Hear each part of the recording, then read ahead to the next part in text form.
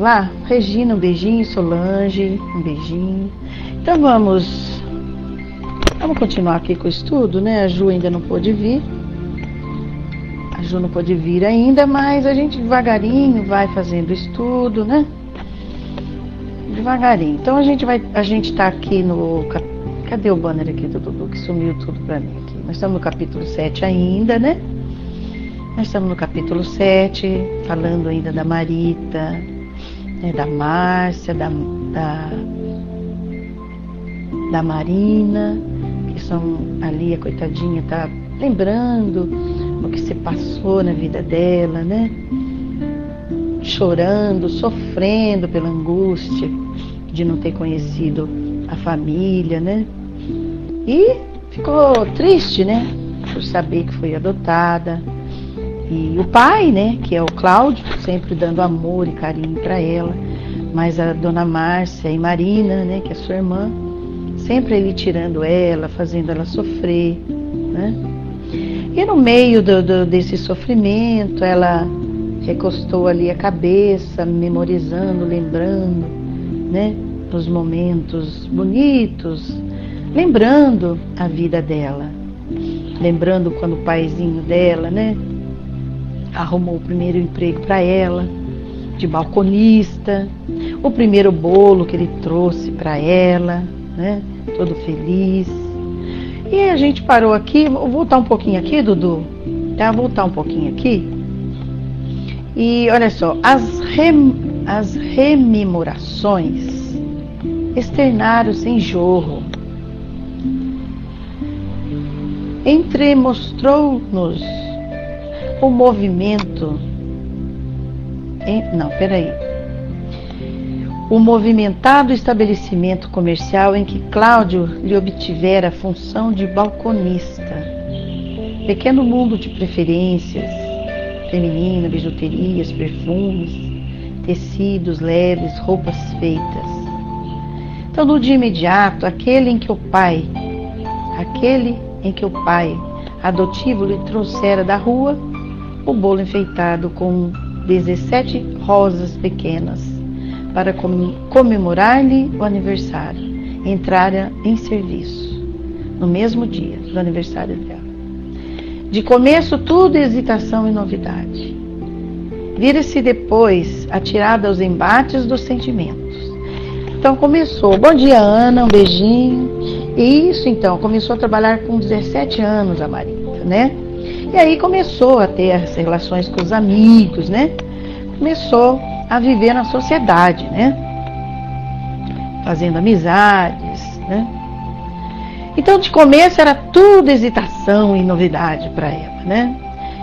Vira-se depois atirada aos embates de sentimentos, ligações novas, ideias renovadas, né? Aliciara relações confortadoras. Expandiram-se-lhes os interesses, permutava confidências, conquistava simpatias, né? A imaginação agora se lhe excitava em descontrole, sugerindo-lhe adornar-se com esmero de modo a se destacar diante do herói, que ele viria de certo governar o império motivo, oferecendo-lhe um lar, pedaço de paraíso em que pudesse anestesiar o coração. Olha que dó. Então ela sonhava, né? Ela é carente de amor, né? Mesmo sendo adotada e tendo o amor ali, né? De uma certa maneira, né? Ela tinha o amor também da mãe e da irmã, né? Tinha, mas quando elas ficavam sozinhas, aí que ela reparava que a dona Márcia tratava ela com, né, sempre assim, com o pé atrás. Mas ela tinha o amor do pai também, né? Mas agora o coraçãozinho dela já sonhava com o príncipe encantado, né? Sonhava em ter o lar dela, a família dela, os filhos dela, a vida dela independente. Também é o sonho de toda mulher, né, Flor? Né? É o sonho de toda mulher, de toda criatura, né? Encanto, né? Então, exatamente, toda menina. Onde eu me amo, seja bem-vindo. Em ter um príncipe, né? É um sonho de todas as jovens, né? Então vamos lá, gente, peraí.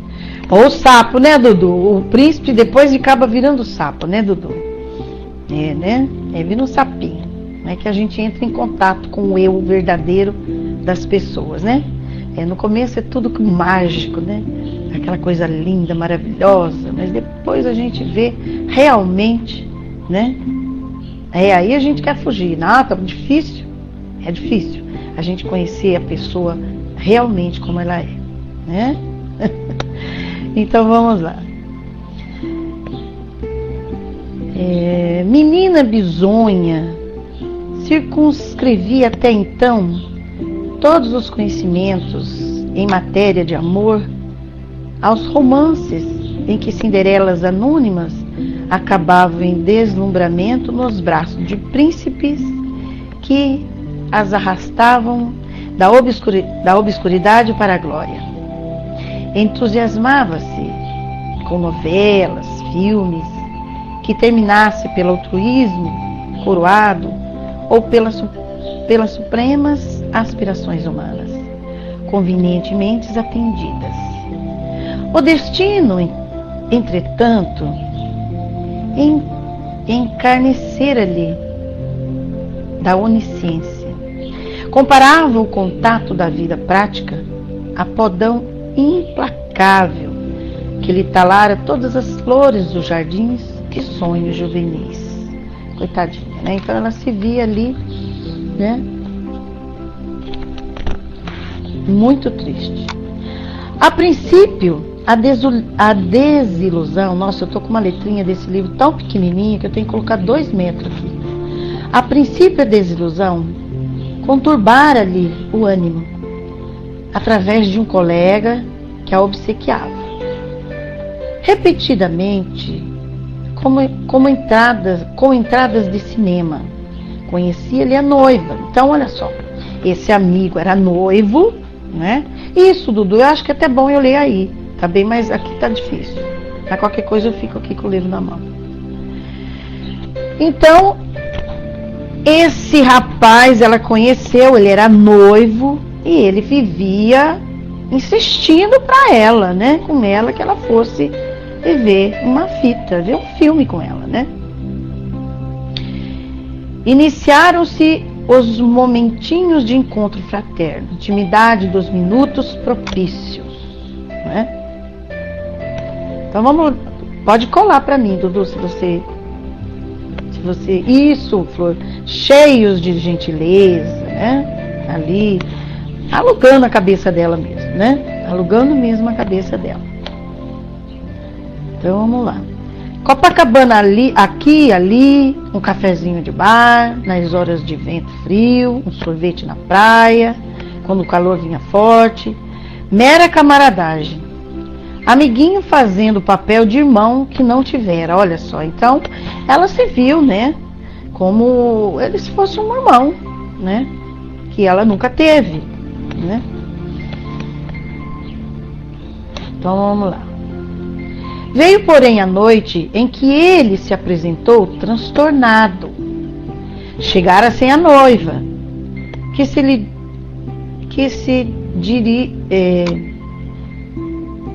dirigira a Petrópolis. Olha só, então ele veio sozinho, né? Bom dia, João, bom dia, Gilda. Ele veio sozinho, já com outras intenções, né? Acontecimento natural, conquanto raro. Nada pronunciava sucessos desagradáveis, nenhum motivo de inquietação. Então ele nunca vinha sem a noiva, e agora ele veio sem a noiva, né? Conversaram pacificamente nas areias do Leme. A lua nascera plena, inspirando-lhes pensamentos mansos e alegres, enquanto se expunham ao sopro refrigerante do mar. O trabalho na loja fora banho de suor, copioso no dia cálido. Falavam acerca de freguesas apressadas, mencionando os clientes ásperos. Riam-se despreocupados, ao jeito de colegiais, no intervalo das lições. Então, olha só, o papo se alongava, né? Comentava, aquele fulano lá, mas você viu como ele é difícil e tal, né? Uma conversa natural, como todos, né? Ele, no entanto, começou o inesperado, reportando-se as medidas à fita métrica. Ao seu parecer, não satisfazia de todo. Em casos determinados de atendimento, necessária a adoção de recursos psicológicos para tranquilizar compradores inquietos, quando se interessassem simplesmente por fragmentos de rendas ou passamanes. Ai, meu Deus do céu. A gente já leu isso aqui, mas tudo bem. É que a semana passada eu não entendi direito, por isso que eu tô lendo, tá? Vamos lá. Nisso pediu-lhe a mão pequena para confortá-la com a dele. E respondendo, espalmara a destra sem qualquer prevenção. Olha que safadinho ele, né? Assustou-se ao sentir-lhe a mão insulta, máscula e comprimindo-lhe os dedos. Vamos lá. Bom dia, Tico e Teco. Bom dia, Dulce. Sejam bem-vindos. E tentou desvencilhar-se. Ela tentou puxar a mão. Contudo, fez-se claro os propósitos infelizes. Puxou-a num gesto brusco, de encontro com o peito, gaguejando declarações. Na vertigem da pessoa atingida pelo efeito de um raio, em momento de céu aparentemente azul, quis gritar, reclamar, socorro, mas o sangue turbinava-lhe a cabeça. Impetuosamente submetida àqueles lábios que se colocavam ao dela, desfaleceu por segundos. Ele deu um beijo nela, né? E ela praticamente quase desmaiou, né? Quase desmaiou. O hálito sedutor do primeiro homem que a retinha submissa destilava um magnetismo de serpente, quando hipnotiza o pássaro confiante. Então ela ficou ali meio que hipnotizada, né? Ficou, imagina o que não passou na cabeça dela, né? Ele é noivo, gente. Ele conhece a noiva e tudo, né? Que rapaz impetuoso, né? O desmaio, no entanto, durara um instante só. A profunda, invencível reação da feminilidade, única à consciência, surgiu rápida. A noção de responsabilidade relampagueou-lhe o raciocínio. Bastou isso e o impulso sexual esmoreceu, neutralizando. Então ela veio, né, a consciência, ela teve a consciência, e daí ela já neutralizou tudo, aquele sonho dela, aquela, né, ali a libido dela, né? Aspirava, sim, a ser mulher de um homem, companheira de alguém que lhe fosse companheiro. Compenetrava-se com humildade na sua condição de criatura humana, moça sequiosa de afeto, prelibando emoções de maternidade, mas não concordaria com o próprio aviltamento em deslealdade ou devassidão. Então ela tinha consciência, né, gente, que ela queria sim ter um namorado, ter uma paixão na vida dela, né? Mas não que fosse desse jeito, passar por cima de outra pessoa, magoar as pessoas, né? Não, de jeito nenhum. Não era isso que ela queria. Ela queria ter um namorado. Ela sabe que ele é noivo e conhece a noiva também. Não é isso que ela queria na vida dela, de jeito nenhum, né? Ser feliz tendo a infelicidade dos outros, não é isso, né? Apelou para todas as energias de que se reconhecia capaz e tocada, de súbita resistência. Arrojou-lhe longe o perseguidor, que lhe pressionava o busto, tremente. Desembaraçada, o pranto explodiu-lhe quente e doloroso. Aí ela chorou mesmo, né? Interpelações da alma sincera estouraram contundentes e francas. Onde os compromissos de noivado, tipo assim, e a sua noiva? O que você pensa da vida, né? Você tá noivo, cara, o que você tá querendo? O que você tá querendo da vida? O que você quer, né, da vida? Se você tá noivo e fazendo isso, né? Que fazia da jovem correta que lhe empenhara o destino? Trazia assim o coração rolando tão baixo? Tão possuía caso mãe e irmã, para as quais exigia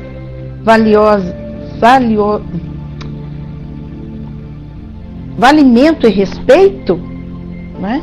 E ela estava certa mesmo de falar para ele, né? Na verdade era isso mesmo, né? Onde que está a responsabilidade dele, né? Aonde que está?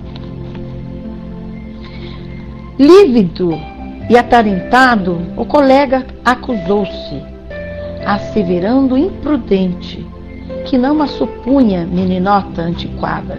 Então, olha só, gente, que judiação. Ela carente, né? Ela carente. E ele já com esses pensamentos horríveis, né? Porque ela não era uma menina ali ingênua, né? É só sofrimento, né, Diana? E ele se aproximou só mesmo com segundas intenções de aproveitar dela mesmo, né?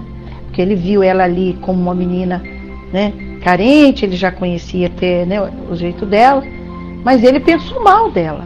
Ele praticamente pensou muito mal dela. Eu vou me aproximar, vou fazer o que eu quero, achou fácil, né? Eu vou ganhar fácil ali, né?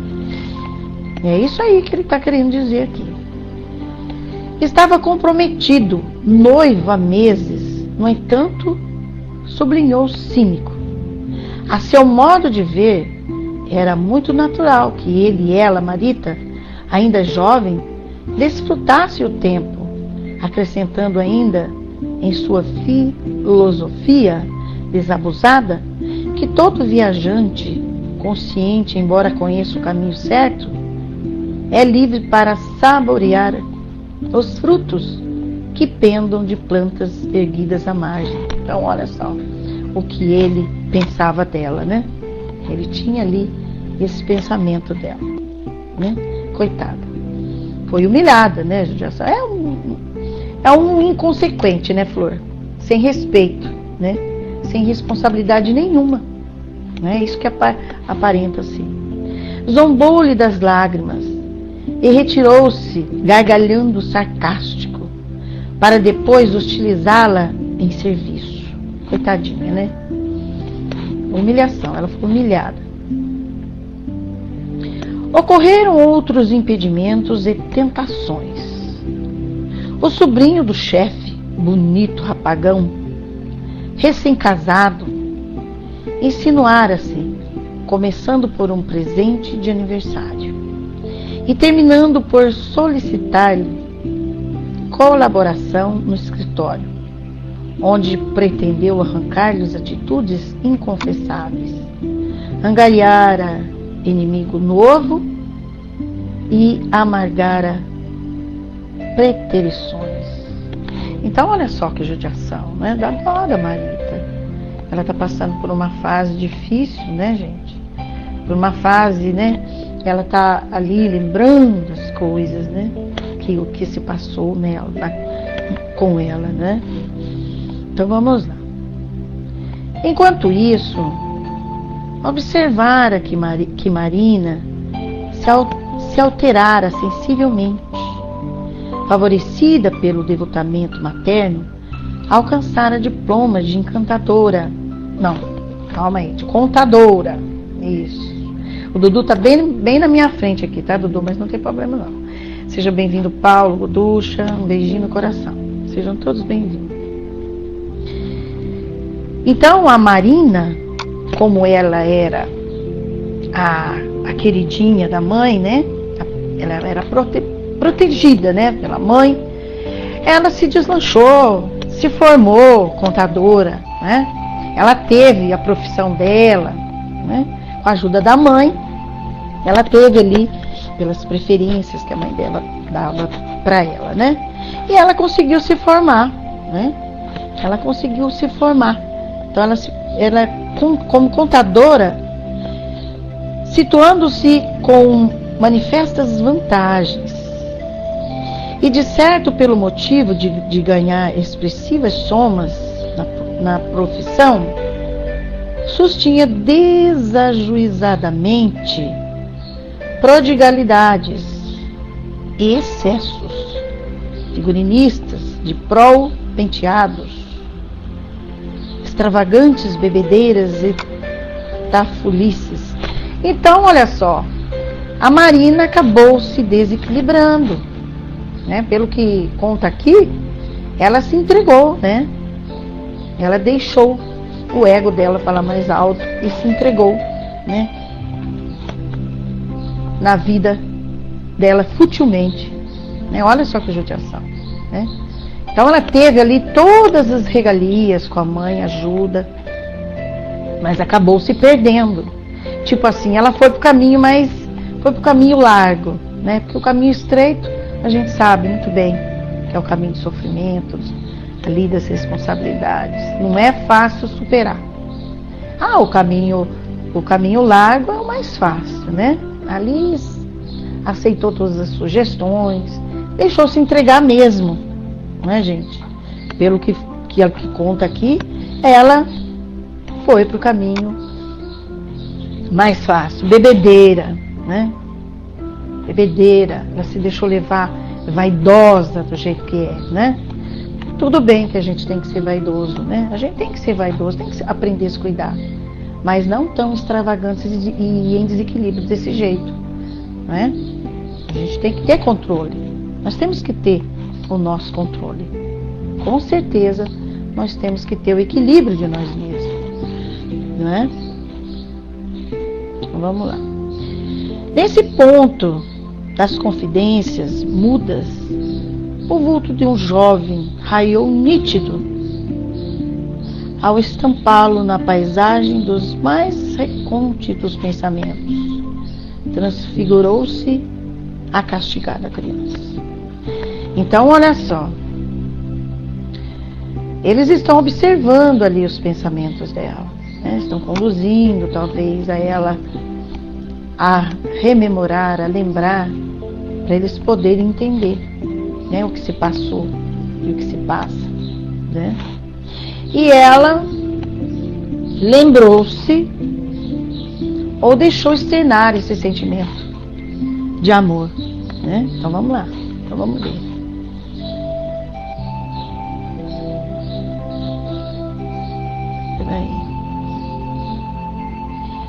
Ao estampá-lo na paisagem dos mais recônditos pensamentos, transfigurou-se a castigada criança. Desanuviou-se-lhe o firmamento íntimo. Queixas arredadas, apreensões esquecidas. Clareou-se a aura de tal modo, ao refletir o rapaz, que o fenômeno induzia as mais belas apreciações do entusiasmo poético. Vaso pensante, que incorpora o privilégio de esculpir-se e alindar-se à vontade para encerrar a flor predileta. Largo, consciente, mantendo a faculdade de esconder o inópino, todos os detritos de sua água, metamorfoseando-lhe, hoje tô que tô, metamorfoseando-se em espelho suave e cristalino, para retratar uma estrela. Marita amava o escolhido com a firmeza de árvore que se levanta sobre a raiz principal de apoio, com a abnegação das mães que preferem morrer feliz no sacrifício extremo. Se for essa a condição para que os filhos queridos logrem viver. Então, olha só, ela amava. Dentro do coração dela, ela tinha um amor. Ela amava, coitadinha, né, Flor? Elevada com o painel que se configurava qual retábulo vivo, incutindo respeito religioso, interroguei-me quanto ao lugar onde teria visto o quadro idêntico. Jovem mulher, plasmando aquele rosto no campo mental. Vasculhei a memória e identifiquei-o. Era o adolescente, cujo semblante repontava dos pensamentos de Marina, senhorando-lhe o coração, de parceria com Nemésio. Então, olha só, gente, olha só, né? Olha só, Marina ali com Nemésio, né? Marina e Nemésio, eles estão cuidando, o Nemésio está cuidando da filha do Pedro Neves, né? Da Beatriz, que está sofrendo ali nas últimas horas, né? Eles estão ali, os dois, o Nemésio esperando a Beatriz desencarnar, né? E eles estão ali, e olha só, então vamos lá, vamos ver aqui. Ambas as meninas jaziam espiritualmente imanadas a ele por laços idênticos. Cruzavam-se-lhes as preferências, sócias e análogo destino. Relancei o olhar sobre Neves, que me espreitava atento, exercitando-se em serviço de análise psíquica, né? Percebendo-lhe a face trânsida de mágoa. Bastou recolher-me, o sinal aproximou-se impossível, segredando-me transtornado. Ainda não nos entendemos devidamente.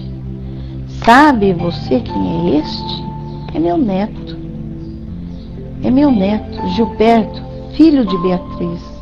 Olha só, gente, então, olha como a vida, né, nos traz para perto de todas aquelas criaturas que nós merecemos fazer o reajuste, né?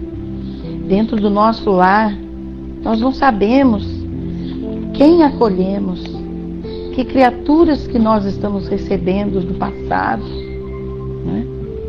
Que criaturas que nós estamos convivendo junto, e o que nós fizemos, os nossos vínculos, né? Os nossos vínculos sempre voltam, né? A gente está sempre voltando a conviver com criaturas que nós deixamos no passado, né? É necessário para nós, é necessário a convivência, né? Às vezes a gente tem a nossa família, nós não sabemos quem é que foi o marido, quem é que foi os filhos, os irmãos, né? Os primos, os tios, né? Mas nós estamos interligados. Nós precisamos reviver, né? Nós precisamos. É uma continuação, na verdade a vida é uma continuação. Todas as nossas reencarnações é uma continuação. É uma continuação. Os sentimentos que nós trazemos, as dificuldades que nós encontramos junto com os nossos, né? Em todos os meios, no trabalho, mas começa na família, né? Começa na família, porque Deus, ele não é injusto. E nós temos que passar limpo a nossa vida. Você vê que a Marita, ela veio, né? Ela veio nessas condições, sofrendo todas essas humilhações, como adotada e tudo. Mas é difícil pro ser humano, Cada um tem que enfrentar aquilo que outrora, com certeza, deixou, não é? Não é fácil, mas nós temos...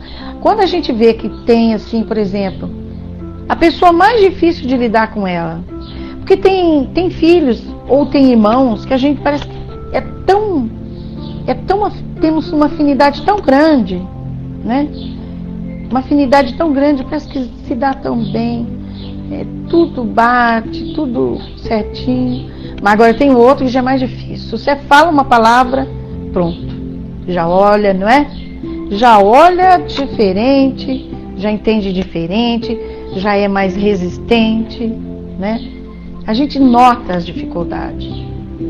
A gente nota, não é? Não é, Silvia? A gente nota, já vem ali impresso dentro dele. Só no você falar, você já vê o que está pedindo. E aí onde a gente tem que observar o que está pedindo para a gente poder ir sanando. Porque nós temos que conviver. Nós temos que conviver. Fala assim, olha, não sei o que aconteceu lá atrás. Mas nós temos aqui agora, né, Dudu? Nós estamos aqui agora, mas nós temos que aprender a conviver. Não adianta descabelar, não adianta não. Nós temos que conviver. Se estamos juntos aqui agora, nós temos que aprender a conviver. Nós temos que aprender a entender. Nós temos que aprender a ter paciência. Né? É uma verdadeira lapidação mesmo. Não é? Dudu, é muito complexo, eu vejo. Ali vai ralando ali, ó. Né? Como que se diz? Uns espinhos ali que vão, né? Vai tendo aquele atrito e vai moldando. Um tem que dar o braço a torcer, né? Um tem que aprender a se calar para ouvir. Tem coisas que se a gente começar a bater boca, não tem fim. E aí vai complicar ainda mais a situação. É difícil, gente, não é fácil. Porque você quer falar, o outro não quer ouvir. Ou não vai entender. Ou se você fala, não está entendendo. Nós não podemos abrir a cabeça de ninguém. Né? Então, aprender a se calar, para depois a pessoa melhorar. Mais tarde, com carinho, com amor, você fala. Né? Nós não podemos agir assim com falta de equilíbrio. Não é, Dudu? A vida entre família, entre esposa e filho só faz a gente aprender a ter paciência e saber ouvir. É exatamente. Nós temos que ter, no mínimo, a responsabilidade de estar sabendo conduzir. Porque não é com desavença, não é com brigas que a gente vai conseguir. É com amor, é ter paciência. Sempre passando o amor. Mas às vezes é difícil, né? A gente acaba chutando o pau da barraca, a gente acaba gritando, né? Tiago, seja bem-vindo. Beli, um beijinho. Val. Mas a gente tem que fazer tudo para ter paciência. Tudo. É difícil. É difícil, viu, gente? Não é fácil. Tem hora que não é fácil. Não é fácil. Você ouve o outro falar, aquilo te remói por dentro, assim, de vontade de falar, mas aí você tem que se segurar, né?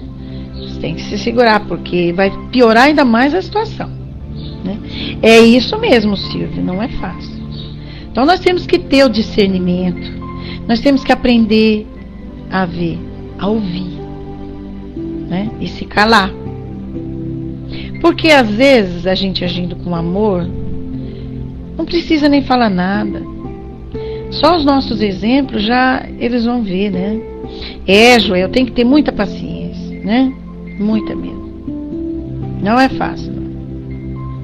Não é fácil. Bom, gente, Vamos ver o que a Sandra está dizendo. Ontem a mulher do mercado não quis aceitar meu dinheiro, porque era tudo meu dinheiro. É isso, Sandra, tá vendo? Você já usou, né, da paciência e tolerância. Você foi humilde, foi, acabou, não precisa. Né? É isso aí, que coisa boa. A gente tem que agir assim mesmo. Ter paciência e deixa pra lá. Não é com brigas que a gente vai conseguir as coisas, não, né? Não é com briga. É com muito amor, com muita paciência, que a gente vai conseguindo devagarinho conquistar o nosso espaço, né? E que as outras pessoas também possam ver. Não precisa. Se a gente for gritar e brigar, não vai ter fim nunca. Porque o outro vai se alterar, você vai se alterar ainda mais e não vai chegar a lugar nenhum. Não vai chegar a lugar nenhum, né? Não vai chegar a lugar nenhum. Bom, gente, então vamos lá. Eu vou passar então agora o capítulo para a gente ouvir. Eu anotei aqui. E provavelmente quarta-feira que vem, sexta-feira que vem, a nossa amada Juju vai voltar, né? E ela dá continuidade. Mas eu vou passar o capítulo hoje para a gente estar ouvindo. Vamos lá. Hoje acho que é 2 capítulos, tá? Vamos ver, se der tempo a gente passa os 2. Então vamos lá. Deixa eu pegar aqui.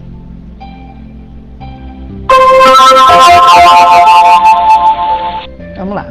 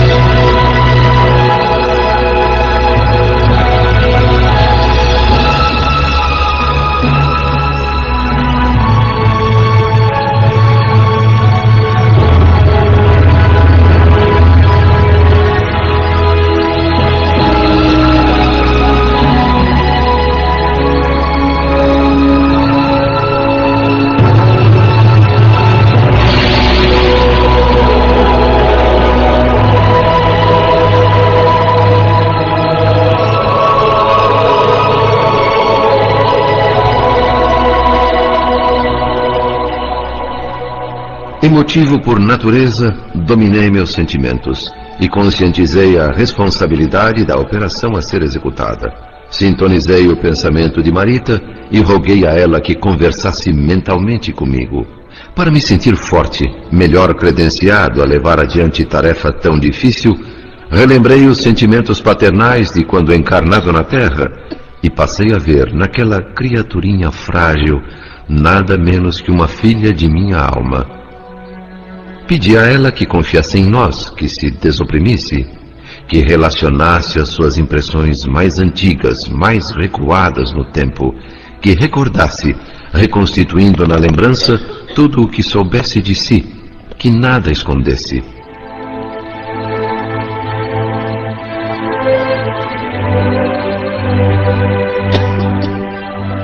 A jovem, sem atinar com o motivo de tantas e tão profundas reminiscências, voltou ao passado. Cenas arquivadas em sua memória desde a infância ressurgiram como numa sequência de filme, permitindo-nos conhecer outros personagens de sua dramática história, refazendo diálogos, revivendo situações de outros tempos.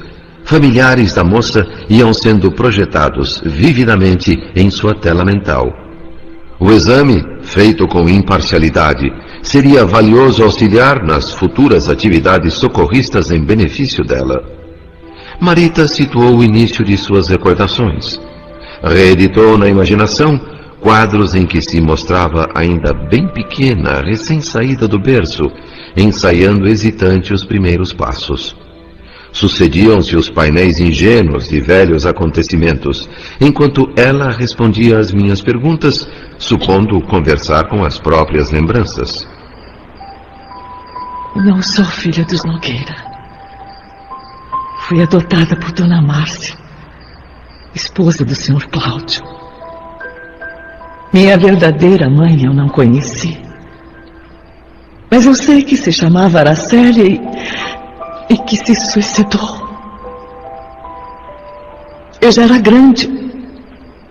Tinha 11 anos quando soube disso. E quem me contou foi a própria Dona Márcia, minha madrasta.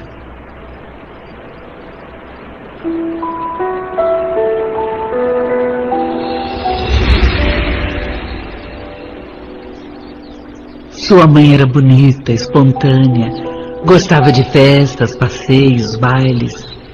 Ela tinha um jeito expansivo, conquistou muitas amizades.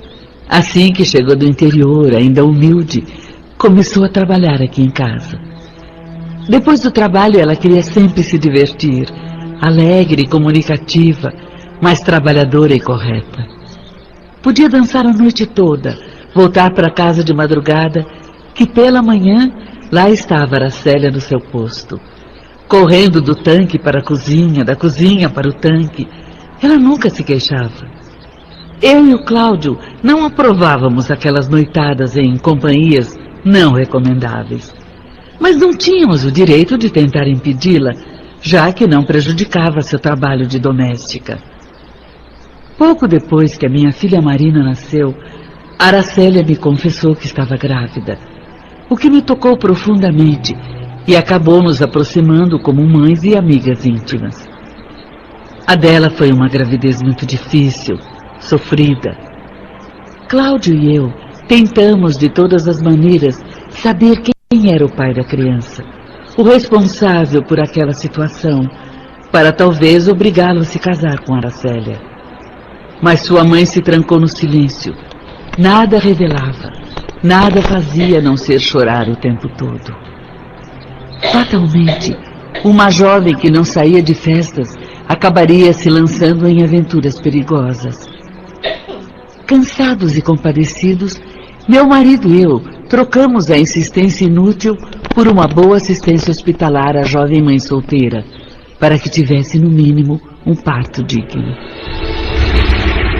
Nesse ponto, Marita parecia cansada de tanto pensar, repisar o mesmo assunto, e chorou incontidamente uma explosão de lágrimas. Confrontava as provações da mãe e as dela.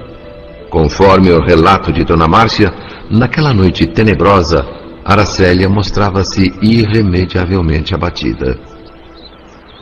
Suas lágrimas não paravam de cair. Irritação, melancolia, depressão profunda. Nenhuma advertência, nenhum cuidado médico adiantou. Uma grande dose de formicida pôs fim ao sofrimento de sua mãe, Marita.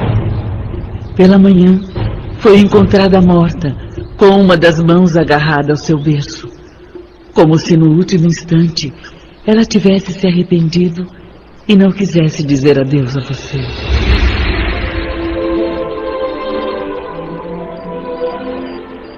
Despertei para a vida no colo de Dona Márcia. Para mim, ela e Cláudio eram meus pais legítimos. E Marina, minha irmã de sangue. Tudo era lindo. Nós duas tínhamos quase a mesma idade. A escola, os passeios, excursões, jogos. Líamos os mesmos livros. Vestíamos as mesmas cores.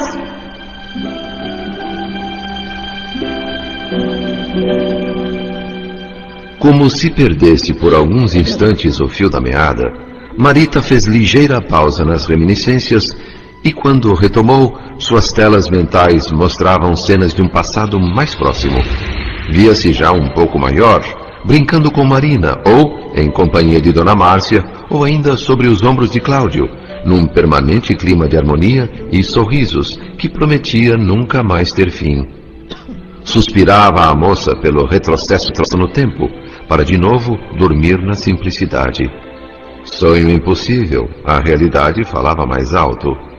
A revelação inesperada causou um conflito que se estenderia pelo resto de sua vida. Perdeu a alegria de ser criança, tornou-se adulta, amadurecida e sofredora de um momento para outro. Eu amava muito meus pais adotivos, achando que eram legítimos. Quando eu soube a verdade, um medo estranho me impediu de abraçar Dona Márcia. Eu chorei por não entender isso. Antes, o abraço maternal dela era o meu refúgio nas horas difíceis. Agora, eu nada mais era do que uma órfã machucada e sozinha. Sinto muitíssimo, minha querida Marita. Uma revelação dessa é sempre cruel, por mais que se tente suavizar. Infelizmente, você nada mais tem a fazer senão aceitar a verdade pura e simples. É melhor crescer sabendo tudo. Filhos adotivos, quando se tornam adultos, ignorando a própria situação, costumam passar por sérias complicações. Mais ainda quando a verdade chega até eles pela boca de terceiros. Não chore, querida. Eu estou apenas explicando. Adotamos você e a criamos como filha, mas é necessário que conheça a realidade toda. Fizemos isso por Aracélia, que era uma criatura muito boa e amiga. Vamos, Marita, enxugue essas lágrimas. Essa caixa está cheia de fotografias e objetos de uso pessoal de sua mãe. Fique com ela, querida, e guarde com carinho. É uma relíquia.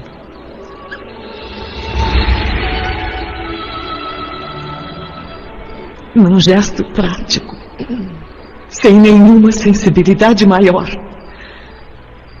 Dona Márcia entregou-me uma velha caixa de madeira e saiu em seguida.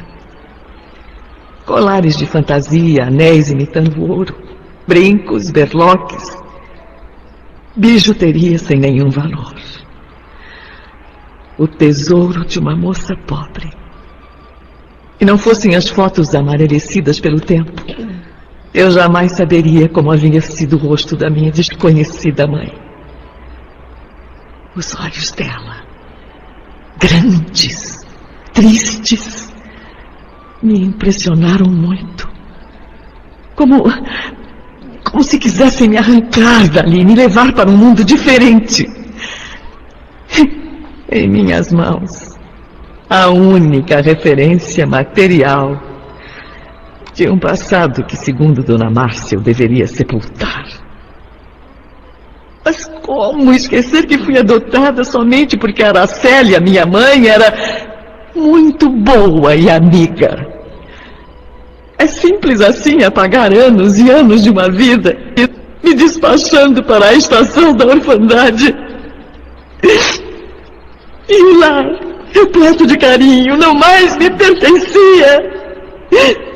Os brinquedos que dividia em partes iguais com Marina, eu perdi o direito a eles.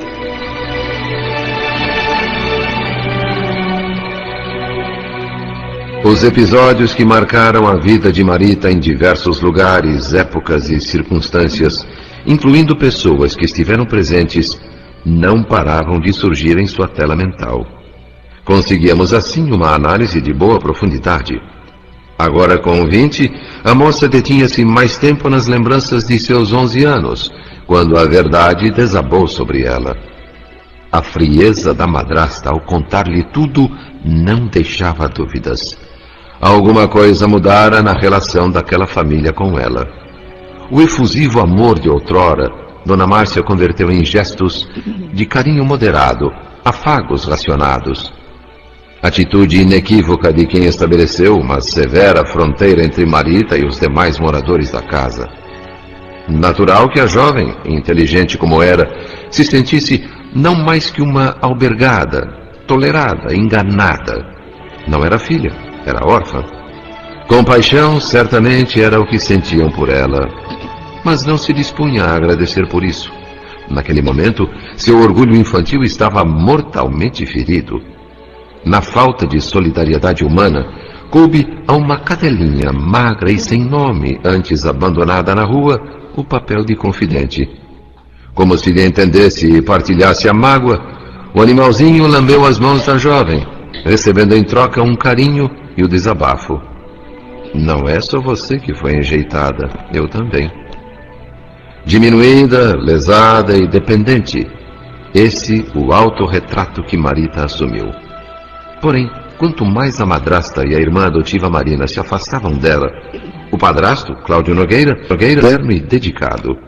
Cenas reveladoras de como a jovem era tratada por Dona Márcia e Marina após o conhecimento do segredo foram sendo exibidas aos nossos olhos numa reprise do passado.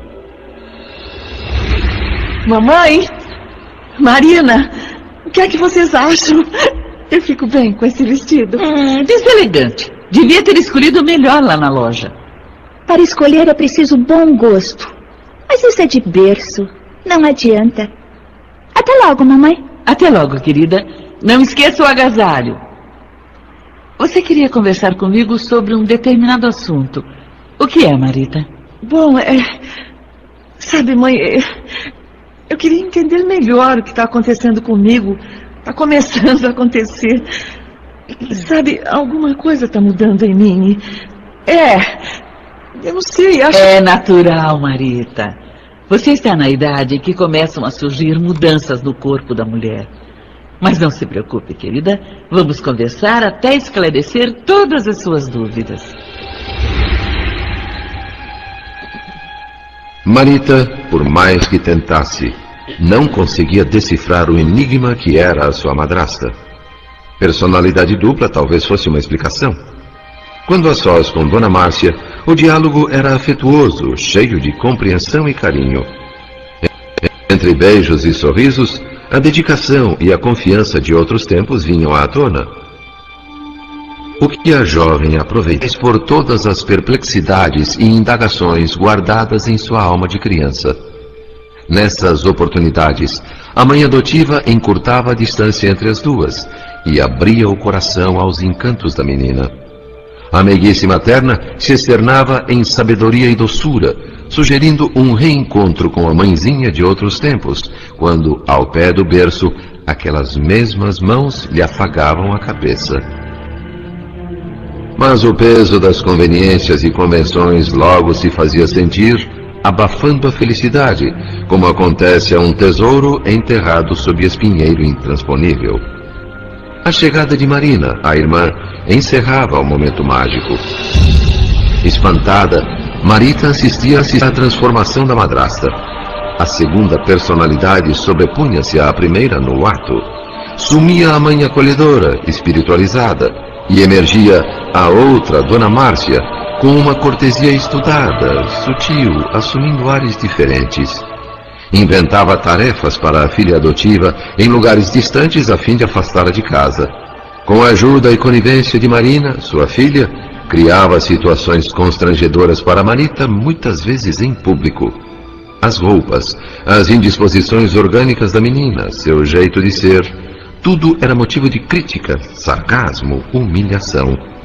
Se a convidavam para ir às compras, era para obrigá-la a carregar os pacotes, numa crueldade recheada de risinhos e frases pejorativas, para que não restasse dúvida a quem visse quanto à subalternidade da órfã, como um teste de tolerância e paciência diante de uma banca examinadora que avalia reações entre o chiste e a impiedade.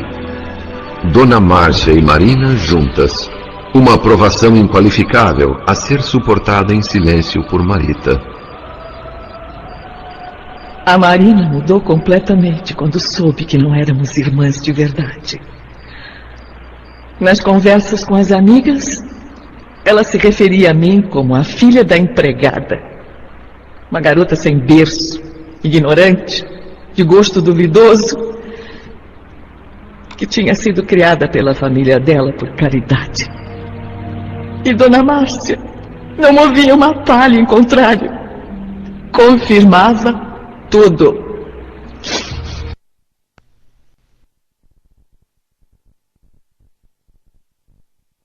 Atendidas no final feliz, mas à espreita no meio do caminho, o destino tramava um final infeliz para Marita. Embora cercada de gente, continuava só. Possuía autocrítica, discernimento e sabia que estava sozinha no mundo. Comparava-se a uma ave cansada pelo exercício compulsório e prematuro das asas antes de ter aprendido a voar. O novo ambiente acenava com um futuro cheio de promessas. mas também ameaçava com um presente de travessia difícil. A primeira desilusão veio disfarçada no sorriso de um colega da loja. Não vejo nenhum problema. Por que é que não podemos pegar um cinema juntos de vez em quando? Ora, porque você é noivo. E a sua noiva é uma pessoa maravilhosa, não merece isso. Além do mais, ela é minha amiga. Mas você não entendeu, Marita. Juntos, que eu digo, somos nós três. Eu, a minha noiva e você. Estamos oferecendo amizade.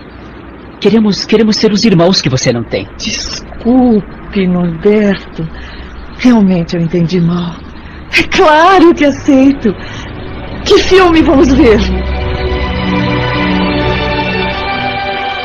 As idas ao cinema nos fins de semana consolidaram a amizade do trio.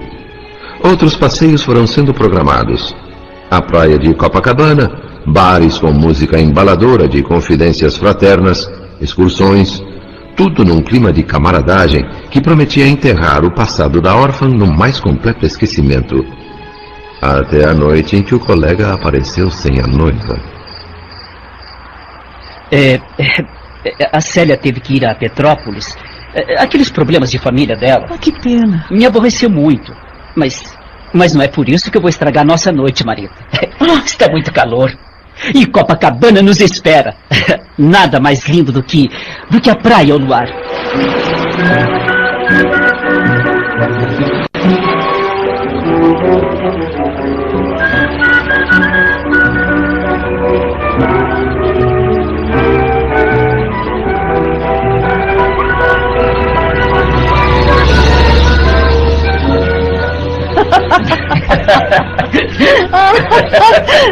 Bom, gente, a gente vai então, semana que vem a gente termina então o capítulo, tá bom? Já são 9 horas, já está na hora de fazermos a prece do encerramento.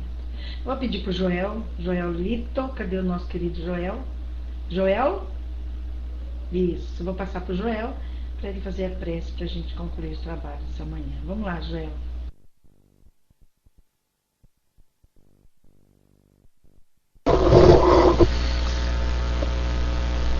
Bom dia, amigos.